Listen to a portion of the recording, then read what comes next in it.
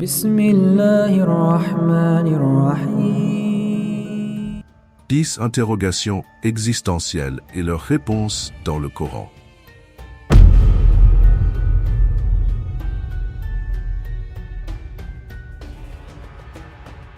N'oubliez pas de vous abonner et d'activer la cloche de notification pour ne rien rater de nos prochaines vidéos. Est-ce qu'il y a un Dieu? Il est clair que tout dans l'univers a une cause. Il ne peut pas être suggéré que quelque chose puisse surgir de rien. Certains partisans de la physique quantique parlent de fluctuations quantiques, mais nous devons encore nous demander d'où elles viennent.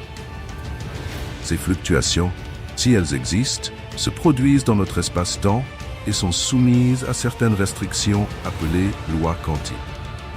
Cela nous ramène alors à nouveau à la question: qui a créé ces lois et qu'est-ce qui a causé les fluctuations quantiques? D'où vient toute cette énergie contenue dans de minuscules particules ponctuelles qui ont mené au Big Bang? Seul Allah peut créer des lois régissant la physique à partir de rien. Il n'est pas créé, il crée l'espace-temps lui-même. Dans son livre final, Allah dit, le Dieu unique et véritable, il est le Créateur, il confirme ce qui a été révélé avant lui et explique chacun de ses livres dans toute son étendue.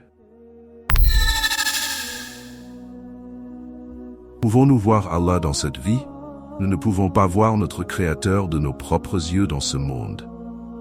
Croire en lui sans réellement le voir est très probablement ce que la foi signifie.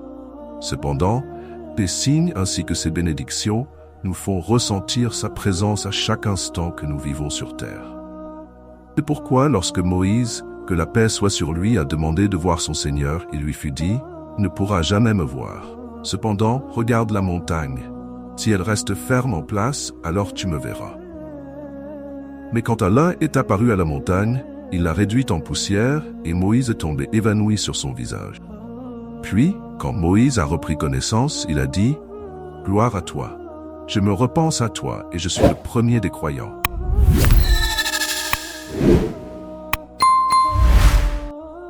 Y a-t-il plusieurs dieux? Existe-t-il d'autres dieux aux côtés d'Allah? Que ce soit sur terre ou au paradis, ils auraient inévitablement été renversés.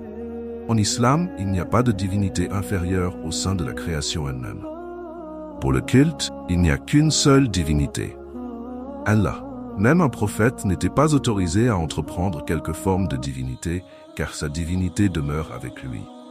Ni Abraham, ni Jésus, ni Moïse, ni Muhammad, que la paix soit sur eux, n'avaient de pouvoir divin ou d'attributs qui caractérisaient un créateur.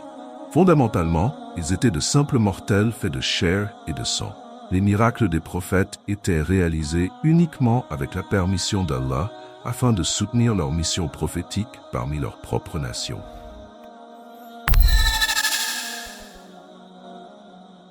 Pourquoi le mal existe-t-il sur terre? Les humains ont reçu la liberté de choix de la part du Tout-Puissant. Ceux qui l'utilisent correctement le glorifient, mais beaucoup de gens ne parviennent pas à utiliser correctement leur libre arbitre. Allah dit dans le Coran: « La corruption s'est répandue sur terre et mer parce que les mains des gens ont acquis, afin qu'ils leur fassent goûter une partie des conséquences de leurs actes. Peut-être reviendront-ils à la droiture. » Cette vie terrestre est un test qui consiste en diverses épreuves mesurant l'obéissance humaine. Reconnaîtront-ils leur Créateur et vivront-ils selon ses ordres? Ou pécheront-ils et répandront-ils le chaos sur terre? Chaque personne sera jugée selon ses actes, tant que quiconque ne soit lésé, ne serait-ce qu'un peu, le jour du jugement. La vie continue-t-elle à exister après la mort? Certainement. Puisque Dieu nous a créés à partir du néant, il peut nous ressusciter après la mort.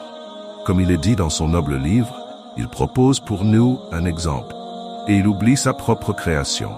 Il dit: « Qui peut donner la vie aux ossements une fois qu'ils se sont décomposés? Dis-leur, celui qui les a créés au départ les fera revivre à nouveau.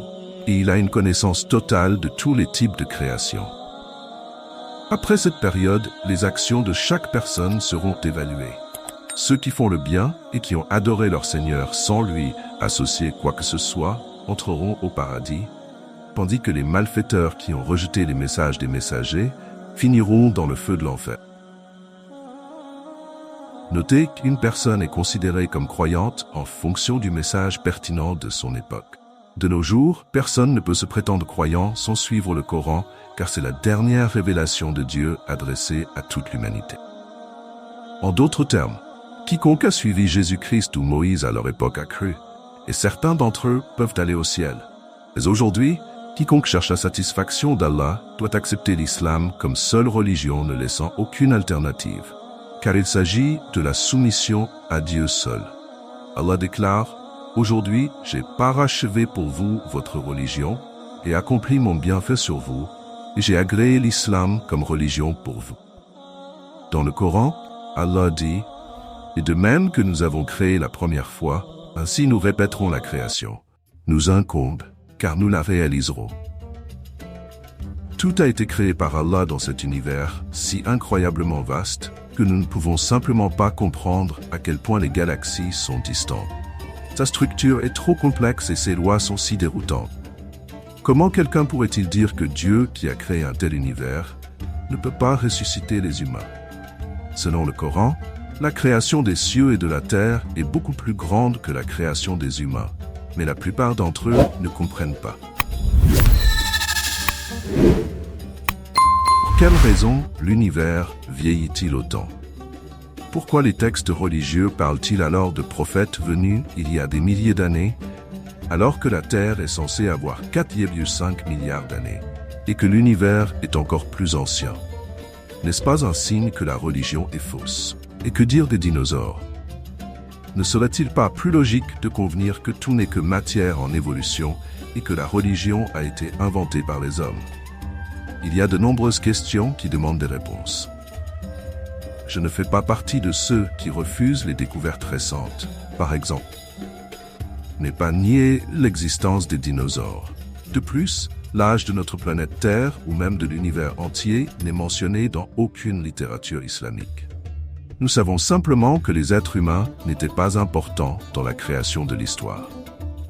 Dans un autre verset, Allah dit « N'y a-t-il pas eu à l'égard de l'homme un terme où il n'était rien mentionné ?»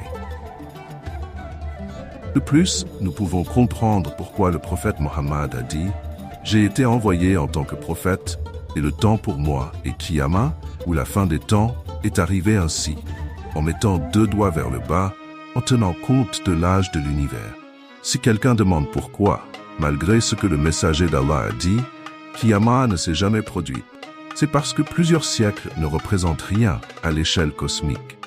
Pourquoi Allah permet-il la souffrance? La vie sur Terre est un test, ainsi l'humanité doit avoir libre arbitre si la justice doit prévaloir en les testant. Il cite également le Saint-Coran. Les gens pensent-ils qu'ils seront laissés tranquilles après avoir dit « Nous croyons sans être testés ». Mais certes, nous avons testé ceux qui les ont précédés et Allah mettra certainement en évidence ceux qui disent la vérité, en particulier avec sa parole, et exposera les menteurs.